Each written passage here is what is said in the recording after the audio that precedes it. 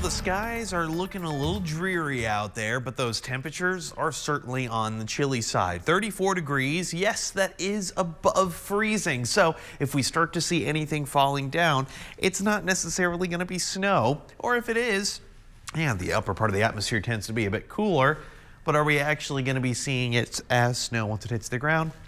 Likely not. We'll keep our eye on it because temperatures across the region have been kind of edging that line there between freezing and not freezing, and then freezing and not freezing. You kind of get the point.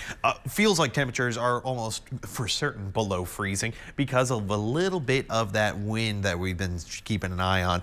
Active radar, well, right now it's been continually updating, although I think it's being a little bit excited by a lot of this stuff. So let's actually zoom in a bit more. Starting to kind of see that jump right there. That's where I'm thinking, yeah, radar's not exactly doing well. But overall, what I'm keeping an eye on is those high elevations where we're starting to see a lot of that stuff forming. Fort Davis, Alpine, out to Fort Stockton, maybe even Sanderson. Sanderson's kind of along that line. See where we're seeing the mix of that pink and that green? That's going to be that mixed precipitation. That's what causes a lot of those very icy conditions.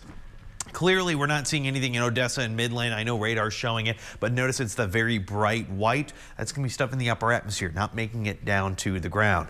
But of course, the areas where we're going to see the most activity are going to be the ones highlighted in that blue. That's going to be winter weather advisory. Dallas-Fort Worth, they're actually under that winter storm warning. They're expecting a lot heavier activity than what we are. And we kind of have this kind of perfect little opening along the I-20 corridor, likely due to where a lot of this stuff is forming with the mountains. They're kind of interrupting the flow that we're seeing across the region. So we're not under that just yet. But overnight, I see about 30% chance of some of those snow showers. Now, keep in mind, not everyone's going to see it. That's why I only put 30%. So about 30% of you guys out there are going to see some of this precipitation. That's why I just don't have high confidence in a lot of this model data and even the active radar.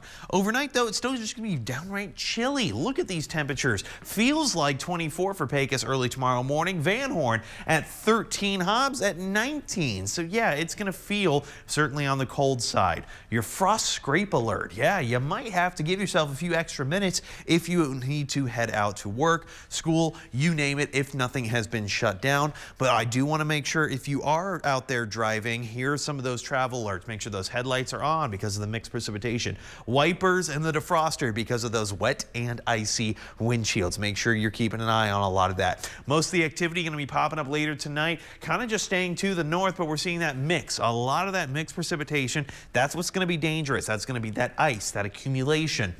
And then, well, once we see it melt away in the morning, that's where we're off to a pretty good start because, hey, water, we can deal with it to an extent, but at the end of the day, it's going to refreeze again as we go into Friday. That's where we still see some of those very small snow chances. Again, we're keeping an eye on a lot of this stuff just because we're not entirely confident with everything. Main impacts, again, freezing rain, snow, and ice. Avoid driving if at all possible. But really for the next 7 days, we're still keeping that impact alert for Thursday and Friday because of those chances. I just don't have very high confidence with the latest model data, but hey, a nice warm up into the weekend afterwards. Sounds good to me, Jolena.